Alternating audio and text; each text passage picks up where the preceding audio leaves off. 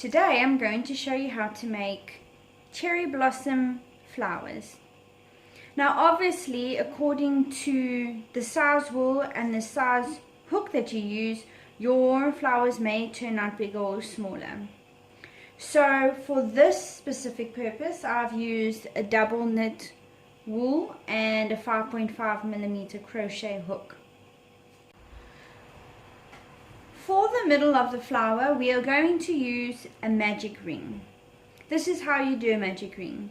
You take your tail end of your yarn, you bring it over the extended piece of yarn. You're going to hold on to this crisscross of yarn here, and you're going to put your fingers through the loop. Take the extended yarn, you're going to pull it through. You're going to put your fingers through the loop again and take the piece of extended yarn again, and that is your magic loop. Here's your loop for your yarn, and you can pull on your extended piece of wool to make it tight.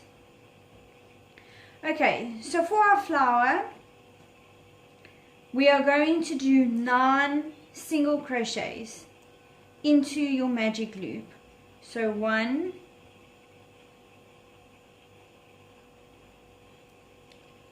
2,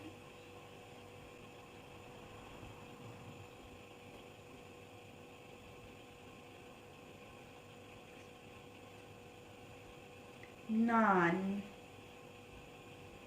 You're going to take your tail. You're going to pull on your tail,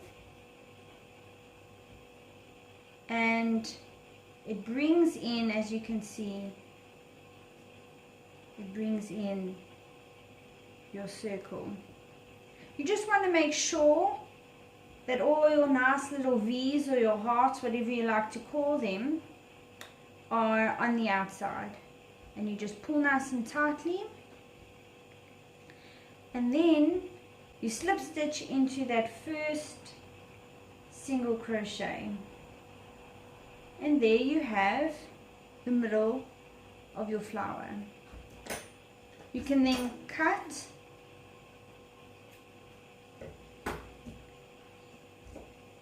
pull through, and there we go. Okay, so now that you have your center piece of the flower, you're now going to start with the petals. The petals are going to consist of chains, 4 chains, and then 3 triple crochets. So to start off, you put your hook through your first single crochet. You yarn over your wool that you're going to use as your petal, and you're just going to pull it through. You're going to hold fast the tail of your new yarn, and you're going to chain 4. 3, 4.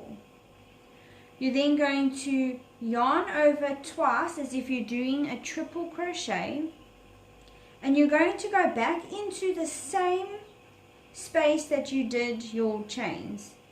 You're going to pull through, and you're going to now yarn through 2 loops and then yarn through another 2 loops.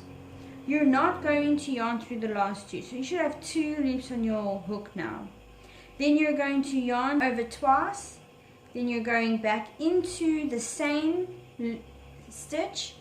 You're going to yarn through, pull up, and then yarn through 1, 2, yarn through another 2.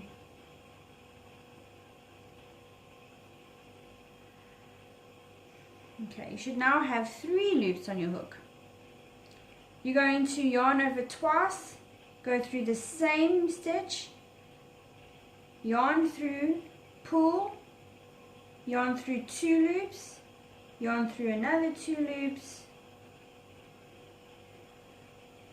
and now you should have 4 loops on your hook, and then you're going to yarn through all 4. You're then going to skip the stitch straight after the one you've just worked in, and you're going to slip stitch into the next one, the second one. So just slip stitch. You're then going to chain 4, and you're going to do exactly the same thing as you did with the first petal.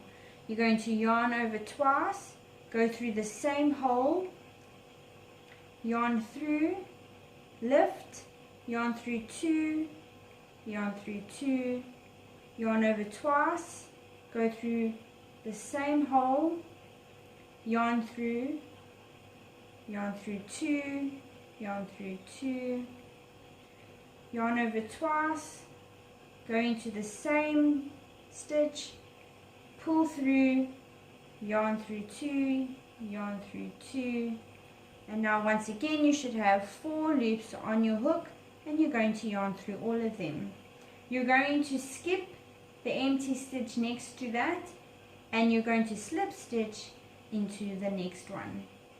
The last petal, you're just going to slip stitch into the first space where you did your first petal. So you go into that hole and just